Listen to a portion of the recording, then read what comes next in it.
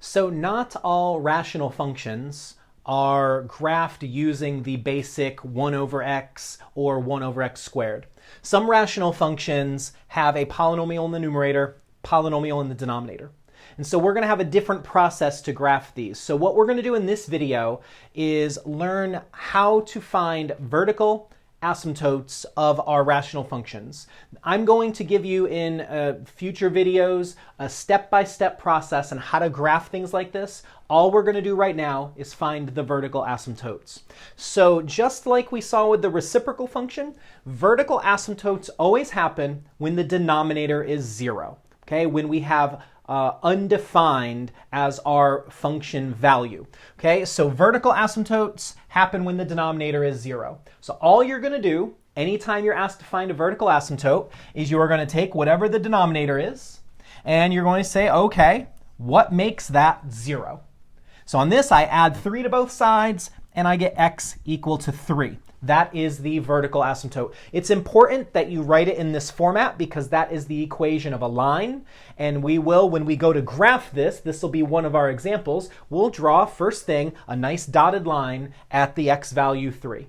So why don't you pause the video? Why don't you go ahead and find the vertical asymptote in the next one? And then you'll see me, when you push play, do it for you.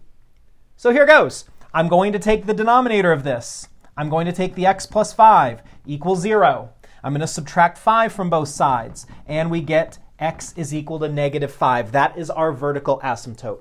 So we're going to do one more example of finding vertical asymptotes. And so the example is this. Let's say that I have this function, f of x is equal to x plus 1 over x squared minus x minus 6. So this time, instead of having a linear denominator, I have a quadratic denominator.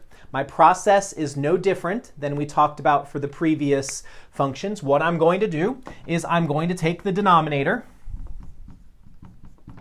and I'm going to set it equal to 0. So I have a quadratic equation.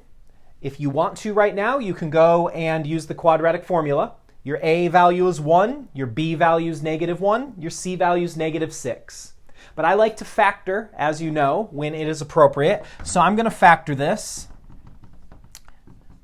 My two values of negative 6 that are going to add up to negative 1 are negative 3 and positive 2.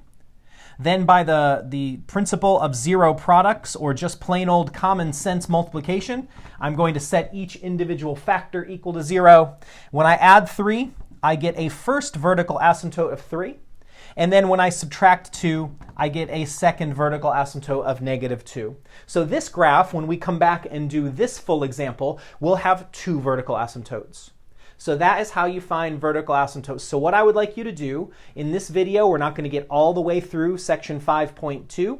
I would like you to go through all of the problems because it's going to be a step anyway, and I'd like you to find all the vertical asymptotes of the assigned problems.